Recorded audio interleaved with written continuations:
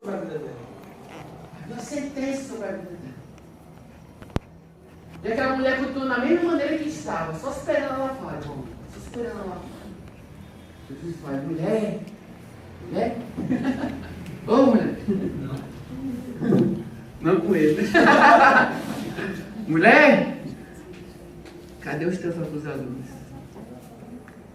Creio eu que ela começa a abrir seus olhos. E fala, não estou vendo nem.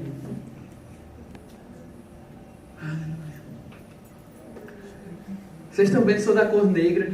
É interessante que só por ser dessa cor existe um certo preconceito. E eu lembro de quando assim,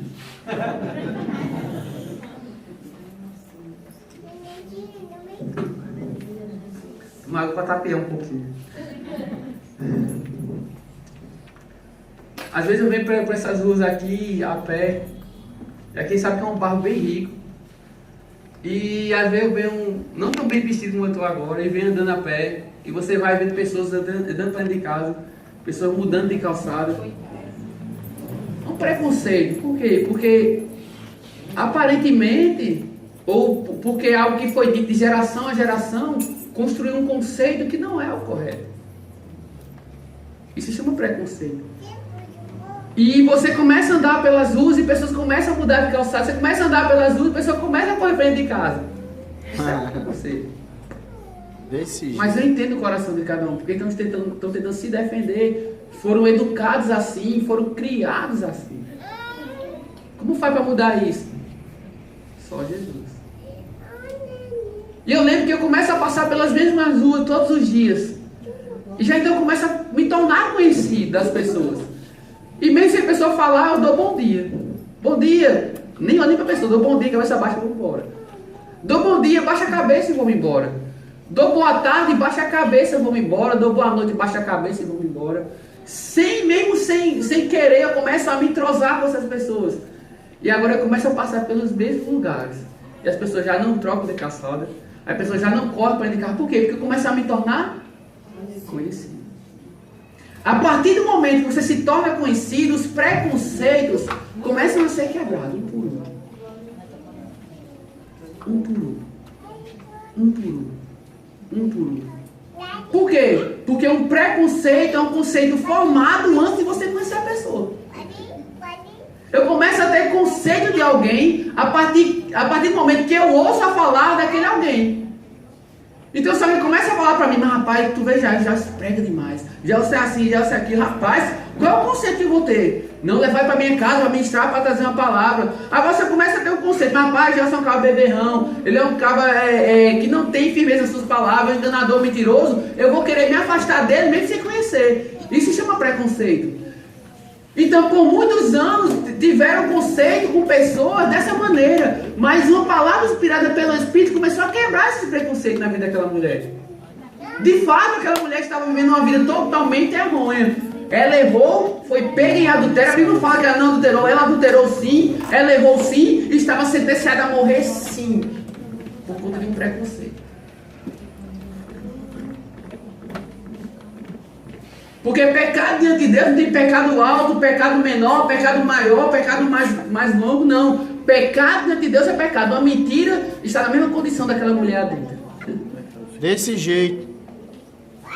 Uma simples mentira está na mesma condição daquela mulher adulta.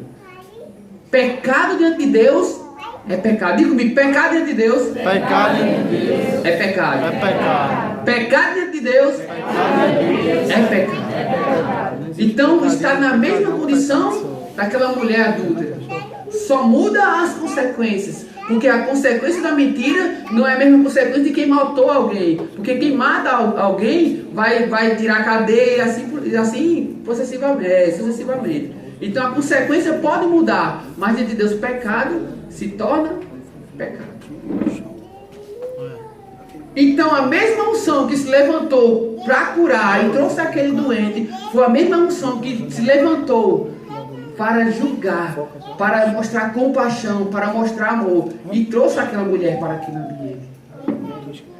como eu falei, você vê esse ambiente, quem trouxe você foi o Espírito Santo de Deus. Não foi apenas um convite de alguém.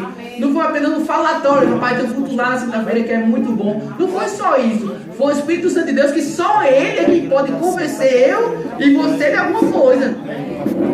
Quantas pessoas tentaram me convencer de coisas e não conseguiram? Mas o Espírito Santo de Deus consegue convencer em segundos você. Com uma palavra consegue convencer você. E a Bíblia fala que aqueles amigos, pai, que amigos são aqueles? Levaram pelo telhado, colocaram aos pés de Jesus. Daí então a unção que se levantaram para curar aquele homem veio sobre ele e o curou. Há uma unção nesse lugar. Amém, concordo. Há uma unção nesse lugar. Glória a Deus. Há uma unção nesse lugar. Há unção para desfazer coisas nesse lugar. Glória a Deus. Há unção para desfazer coisas nesse lugar. Amém. Glória a Deus. A Bíblia fala de Noé. Quem conhece a história de Noé? Amém.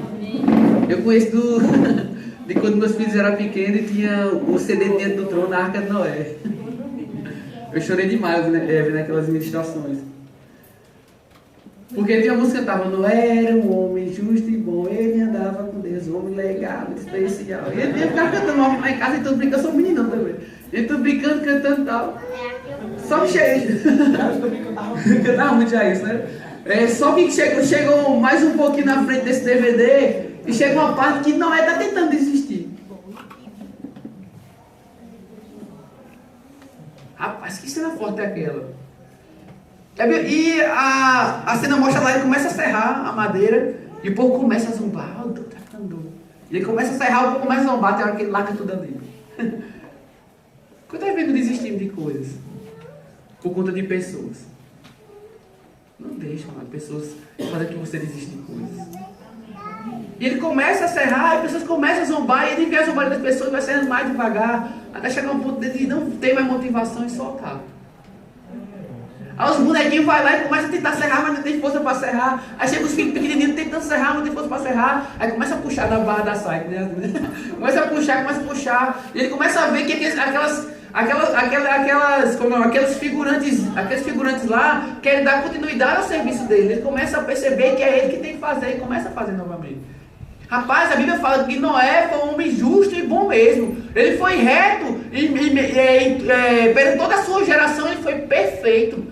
Rapaz, que geração é a de Noé? A Bíblia diz que Deus abominou a geração de Noé. A geração, não a sua descendência, a geração na qual ele viveu. Ele foi o único aprovado em toda a humanidade. A ponto de Deus desejar em seu coração exterminar com a raça humana. Bora, Noé. Eu vou terminar esse povo, vou acabar com esse povo, vou acabar com toda a carne. Eles pecam demais. Vou acabar com todos. Constrói uma arca, começa a dar instrução. É interessante que a Bíblia não fala que a família de Noé era perfeita. A Bíblia fala que Noé era um homem justo e bom e que ele andava com Deus. Aleluia, glória a Deus. Por causa de Noé, toda a sua família foi salva. Toda a sua família foi salva. Aleluia. Toda a sua família foi salva. Glória a Deus. O objetivo de Deus é famílias. O objetivo de Deus é famílias. Amém. Se eu estou querendo viver uma vida que não traz minha família comigo, essa vida está fora dos planos de Deus. Felizmente, está fora dos planos de Deus. Deus ama a família.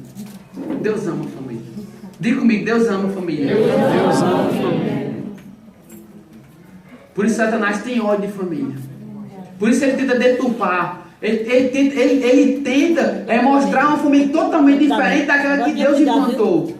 Ele começa a mudar, a deturpar as coisas, a colocar suas mãos e tentar desfazer aquilo que Deus fez. Deus ama a família. Família nasceu no coração de Deus. A Bíblia fala que no começo, que Deus criou os céus e a terra, o Espírito de Deus pairava sobre as águas. Esse pairava sobre as águas como alguém que tem um terreno e visita aquele terreno. E chega alguém e sua família, olha como é que está o terreno. O terreno não tem nada, mas Eu lembro que quando nós construímos uma igreja, o terreno só tinha mato. Mas eu vi o pastor dizendo, isso aqui vai ser a sala dos adolescentes, isso aqui vai ser a nave da igreja, isso aqui vai ser o banheiro. Só tinha mato, irmão. Mas esse pairar naquele lugar que só tem matos, significa dizer que você começar a ver aquilo antes de estar formado. O Espírito Santo de Deus pairava por essa terra. Ele já via essa terra toda formada, já via eu e você, já via nossas famílias todas alicerçadas em Jesus. Então, se ele já via essas coisas, não tem como parar, não tem como desistir, não tem como retroceder. Vamos avançar se ele já via. E que fala que isso é real, isso é algo proposital dele. Então vamos caminhar, correr segundo essas coisas. Eu não me importo da maneira que meus filhos estejam hoje. Eu quero saber que eles estão diante do caminho de Deus, que eu vejo dessa maneira. E da maneira que eu vejo, eu começo a falar. Meus filhos estão perante o Senhor. A minha casa serve ao Senhor. Os meus bens servem ao Senhor. Tudo à minha volta serve ao Senhor. Porque tudo é para Ele. Tudo é dele. Tudo volta para Ele. Meu Deus. Tudo volta para Ele. A Bíblia diz que não cai as águas dos céus em vão. Assim como desce as chuvas e a neve do céu e vai para a terra para regar e a fazer produzir, depois ela volta para Ele. Tudo que vem para nós volta para Ele. Isso é um ciclo que não para. Vem e volta para Ele. Vem e volta para Ele. Então por que pensamos que temos alguma coisa? Não temos nada. Tudo é dele e volta para Ele. Tudo que é meu é dele. Meus filhos são dele. Minha vida é dele. O meu tempo é dele. Eu não me importo do meu tempo. Porque tudo que eu tenho, tudo que está nas minhas mãos são dele. Então é um ciclo. Vem e volta para Ele. Satanás quer mudar essas coisas. Satanás quer mudar essas coisas. Como é dizer, não é seu. Diga, não é seu. Diga, seu irmão, não é seu. Não é seu. Não é seu. Rapaz, que ilusão na minha vida quando eu era adolescente e ia doidinho para ter 18 anos. Doidinho para ter 18 anos. Por quê? Eu queria mandar na minha vida. Olha a ilusão. Agora ninguém manda mais ninguém, tem 18 anos. Que conversa, a Bíblia não fala dessas coisas. A Bíblia fala que o pai é autoridade sobre o filho por toda a vida. Isso é algo que é irrevogável, não tem como mudar. O pai é autoridade sobre os filhos sobre toda a vida. Não importa o tamanho. Eu lembro que dessa brincadeira. Eu lembro que foi capaz de passar pra minha mãe. Assim que eu casei, tava na minha casa. Aí minha mãe manda lá em casa. Ei, mãe, só sai da casa só pra mandar aqui. Eu o quê? Levei umas capadas de vassoura aí, você não entendeu que eu moro ela. A só sai da sua casa pra me mandar aqui. Eu o quê, essa cobra sapato? Peraí. Poxa, minha mãe é brava. Olha o tamanho da baixinha, mais brava, mãe. Não existe isso. Deus os pais são autoridade sobre os filhos e acabou. Verdade. Não tem como oficiar a autoridade sobre o pai, não tem jeito nenhum. Você apenas obedece e honra. Aleluia. Aleluia. E a honra aos pais é tão sério, é tão sério, é tão sério, que independente da condição que o pai esteja, você tem que honrar. Glória a Deus. E uma das definições da palavra honrar é tratar a outra como maior você. Embora eu esteja em posição maior, eu tenho que tratar o meu próximo como maior. É, isso mesmo. Me sujeitar muitas das vezes. Eu sei que meu pai abandonou minha família ainda na infância. Na infância mesmo, bem pequenininho. Eu tinha uns 8 para 9 anos. Mas eu devo honrá-lo. Eu devo honrá-lo. Porque ele é meu pai. Sem ele, eu não existiria de jeito nenhum. Já pensou nisso? Às vezes honramos nossos pais, mas sem eles nós não existiríamos. Porque foi preciso eles dois se juntarem para que venhamos ser gerados. Estou falando gerado desse corpo físico, porque o Espírito é gerado em Deus, mas o corpo físico é gerado através de um relacionamento entre homem e mulher. Então por isso devem ser honrados seus progenitores. Por quê? Porque, querendo ou não, geraram você, deram a oportunidade de viver. Tem coisa, rapaz, tem muita criança, vai falar outras coisas mais sérias. É interessante a briga que acontece no útero de uma mulher para que só um venha viver. Você tem noção disso? Você já estudou sobre ciências? A briga que é no ovário da mulher para que só um possa entrar e fecundar. É uma briga tremenda. São milhões de, que eu não vou dizer o nome por causa das crianças. Então são milhares de milhares brigando por uma vaga. E eu e você fomos privilegiados para nascer. E às vezes reclamamos, para que eu nasci? Você foi privilegiado para nascer. Foi algo de Deus. Foi uma oportunidade tremenda de você nascer. Rapaz, eu sou grato por tudo que acontece na minha vida. Graças a Deus. Ingratidão não sai dos meus lábios, porque eu falei nem pastor sempre, eu tenho o dedo bem grande, os beição para trancar a boca. Quando você desejar reclamar, lembre-se disso, eu tenho um beijo bem grandão, os dedos para trancar assim. Não vai sair reclamação. Eita, glória. Porque a reclamação começa a desfazer o que Deus fez. Ele fala, agrada-te do Senhor e Ele satisfará o que deseja do coração. Então a ingratidão começa a afastar as coisas de Deus para você. Amém? Amém. Você chamar a Stephanie aqui à frente, por favor.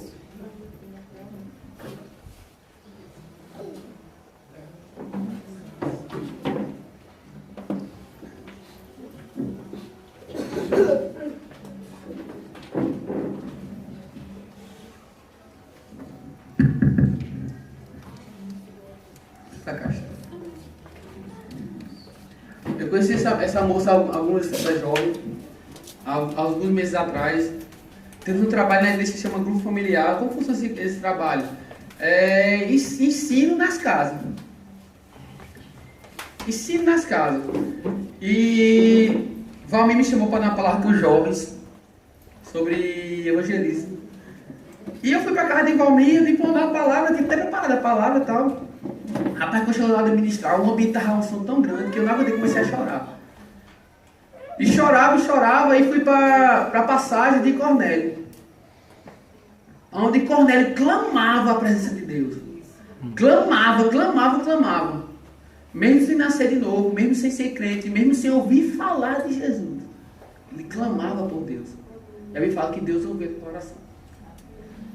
E enviou anjos a Cornélio, que deu as instruções para trazer Pedro, para pregar o evangelho, e por meio de Pedro, a pregação do evangelho, se liberta ele e a casa dele. Rapaz, eu chorava tanto com esse versículo, chorava tanto, digo, meu Deus do céu, tem pessoas precisando da gente,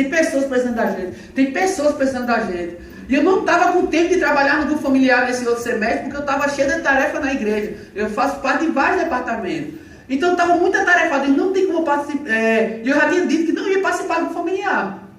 Mas aquilo foi muito forte, eu passei por Jó, eu fiquei pensando, rapaz, até uma amiga que foi comigo. Tem alguém precisando de mim, tem alguém orando por mim.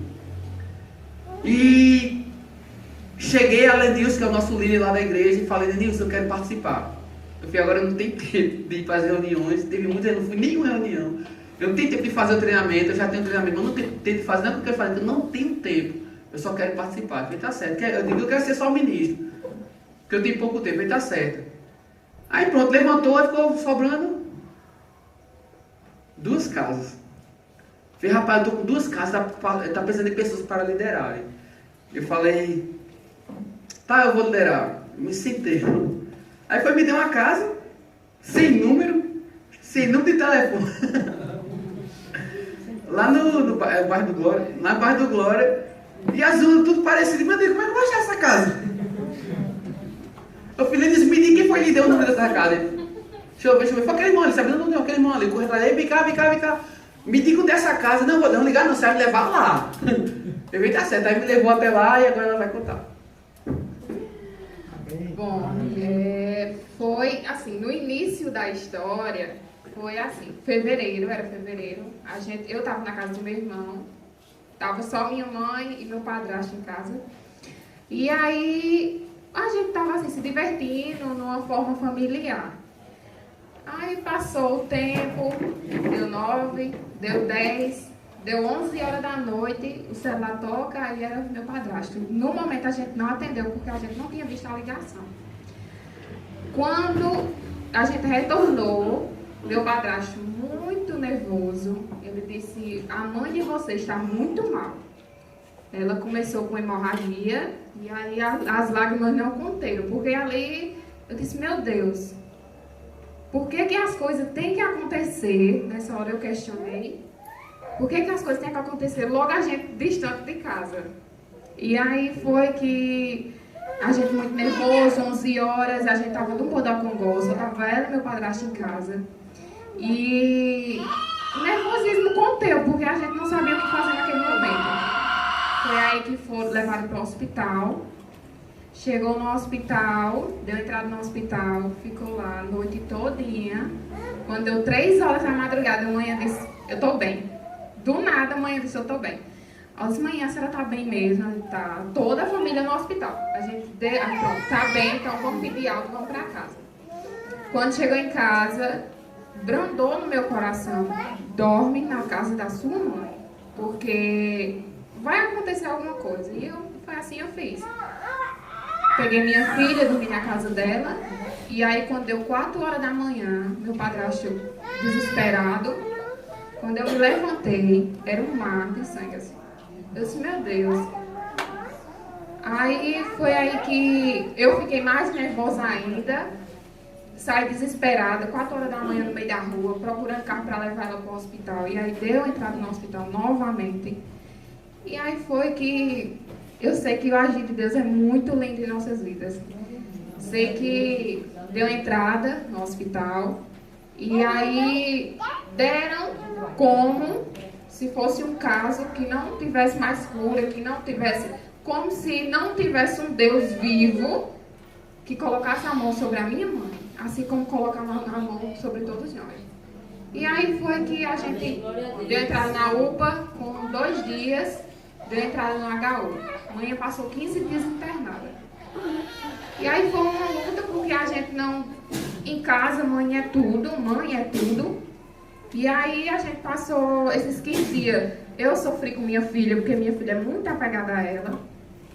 E aí, naquele momento, voltando, na hora que eu recebi a notícia, só vinha no meu coração, ajoelha e ora. Mesmo estando afastada da presença de Deus. E aí que eu comecei a orar, eu disse, meu Deus, era tão bom sentir a tua presença. Era tão bom estar na tua casa. Por que aconteceu de eu me afastar tanto da tua presença? Foi aí que eu questionei, chorei, pedi perdão e pedi com todo o meu coração que ele enviasse seus anjos da guarda sobre minha casa para salvar eu e minha família, para renovar. Aleluia! Passou, eu fui questionando, só que a maior dificuldade foi essa, questionar, porque a gente não deve questionar a gente de Deus. E aí que mãe se internou, foi levando, e aí o irmão chegou lá na nossa casa, e apresentou o grupo familiar a nós. Falou por alto, mãe, ele disse, você aceita, dona Dori? Mãe, aceito. Eu disse, mãe, aceite. A gente ficou esperando, e aí se foi. Quando chegou no dia, foi como ele explicou, foi a maior dificuldade para encontrar a casa. Mas aí, imediatamente a gente aceitou, veio, começou a administração na nossa casa.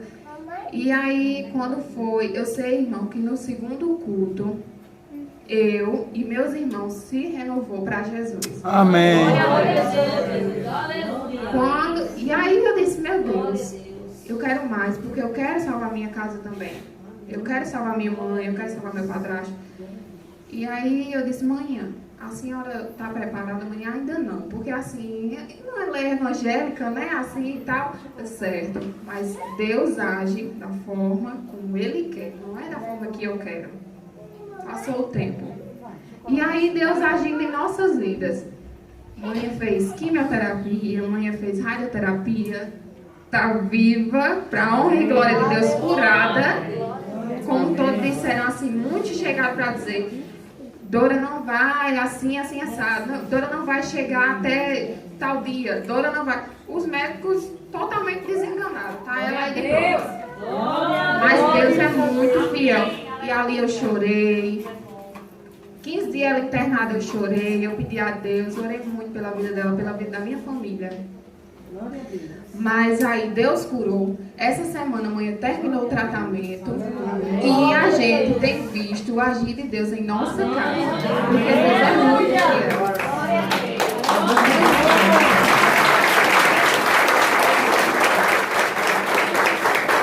E não para por aí, porque certamente quando eles chegaram lá em casa, ele viu a dificuldade. As coisas eram totalmente difíceis. Eu desempregado, o esposo dela desempregado. A gente estava vivendo pela graça de Deus, porque Deus tem aquele conforto dele de dizer, vocês podem estar sem, mas vocês não vai faltar alimento na sua casa. E aí foi que a gente confiou. Quando foi essa semana, a mãe terminou o tratamento, o esposo dela que estava viajando com ela, no último dia dela fazer o tratamento, ele não pôde ir, quem pôde ir foi uma tia minha, e aí ela foi. Quando foi, numa sexta-feira, um rapaz chegou do nada, lá em casa e disse, Orlando, vamos amanhã numa firma que tem um rapaz querendo te empregar. E aí assim ele foi, né? Eu sei que hoje, definitivamente, ele está de carteira assinada e Deus tem nos honrado mais ainda e vai nos honrar. E assim, é somente agradecer. E muitas das vezes a gente questiona demais por saber, meu Deus, mas assim, assado, mas não é da forma como ele quer, da forma do agir dele. Não é da forma que eu quero, mas Deus, eu quero assim, a gente não manda. E foi uma ministração que eu ouvi o irmão falar aqui.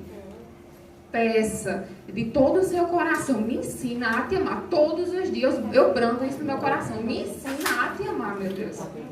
Todo dia eu falo isso. E assim tem sido. Graças a Deus, minha mãe tem me acompanhado e está bem curada para honra e glória do Senhor Jesus.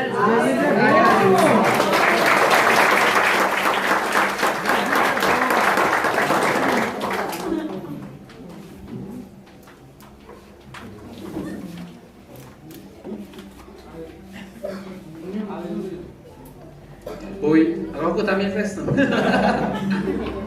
Eu cheguei no ambiente, rapaz, que ambiente era aquele? Muito triste a situação. Vem aqui, Dona, por favor.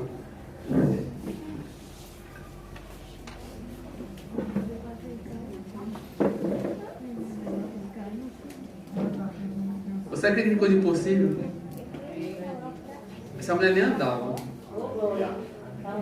Cheguei no ambiente, ela só ficava sentada de cabeça baixa. Cabeça baixa assim, ó. O tempo todo de cabeça baixa. Não falava com a gente. E eu cheguei num ambiente muito... Fui tocado por aquele ambiente. E eu disse até a dona Marli, eu fui, dona Marli, esse é o ambiente que Deus precisa da gente. Mais.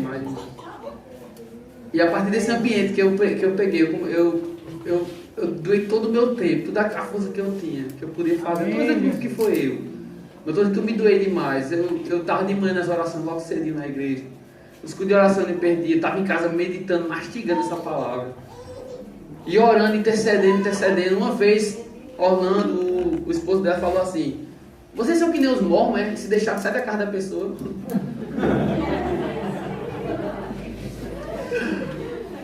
Rapaz, aquilo subiu um negócio dentro de mim tão grande. Eu falei, rapaz, eu passo o dia todo dia orando por vocês, eu estou buscando por vocês, eu vi que não é porque eu quero estar aqui. Nesse dia eu falei tanta coisa que ele ficou olhando para mim assim, ó. Porque eu não imaginava, pensava que era só chegar lá, mijar para lá e pronto. Não, tem toda uma cobertura espiritual sobre aquela família. Porque quando você está no ambiente, Deus está naquele ambiente, você é verdadeiro naquele lugar. Então eu tinha consciência que eu estava naquele lugar para tomar conta daquele ambiente. O Senhor protege aquela casa, traz emprego, muda a situação. E começava a chamar a existência coisas que ele não tinha mais força de orar. Um ambiente totalmente apagado. Essa mulher não andava, mas só vivia cabeça baixa lá. Chegou um dia que eu cheguei lá, ela me recebeu de pé, rapaz, com uma alegria tão grande, só não pulei porque eu estava no cara da vergonha. Aí eu cheguei assim, aí dei um abraço nela, e ela começou a abrir seu coração e rasgar seu coração. Eu amo demais vocês, eu sei que você é fruto de um milagre de Deus. Aleluia! E deixa eu dizer uma coisa, que se você é possível, coisas além de você é possíveis também. A partir de hoje, coisas são fichinhas na sua vida, porque o seu caso era um caso impossível. Até para a ciência, até para quem estuda ciência, os médicos, doutores, não sabe explicar isso que houve. Eu digo uma coisa, foi Jesus. Amém. Eu digo, aquela mesma unção que levantou para curar e trouxe o doente para aquele ambiente, foi a mesma unção que levantou na sua casa e me levou até lá. Deus pode fazer muito mais, muito mais. Amém.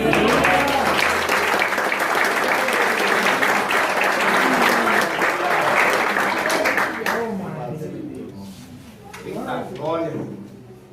Não é Globo não. É real, verdade. O negócio aqui é diferente. Aleluia. Você foi edificado com a palavra? Amém. A gente tem essas oportunidades. E a gente sempre tenta estar passando para as pessoas.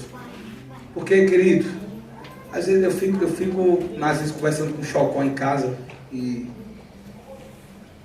fico vendo a disputa que é isso aqui, gente. Isso aqui é muito disputado. Sabe, isso aqui é muito disputado. E aí, lá na minha casa, toda sexta-feira, você tem que estar convidado. Tirei da minha casa porque está ficando pequeno. Está lá na minha igreja agora, na igreja que eu frequento. A gente está fazendo consagrações lá. Quem daqui está indo para as consagrações? Levanta sua mão. Não, levanta sua mão, segura aí. Isso. Tem outras pessoas que não podem estar aqui.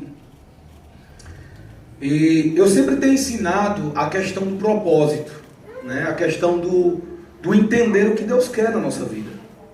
E eu tenho ensinado, né, o que tenho aprendido em Deus. A gente tem brigado por tanta coisa. Tem uma passagem, eu não estou lembrado onde está, que o cara teve a coragem de ir para Jesus e dizer: Jesus, é o seguinte, eu estou com uma briga familiar a respeito de umas terras aí, e eu queria que o Senhor fosse lá em casa e fosse resolver a situação. E Jesus repreende na hora ele, né? Eu não estou bem lembrado agora dessa passagem, mas eu me lembro que a resposta de Jesus não foi o que ele queria ouvir. Diga isso para a pessoa, diga assim: olha, se você quiser ouvir Jesus, você tem que estar preparado. Está comigo? E aí a gente tem ensinado a respeito do propósito. Até que a gente entenda, querido, que enquanto a gente está brigando para se apresentar, Jesus está doido que você brigue contra as hostes celestiais. Eita glória!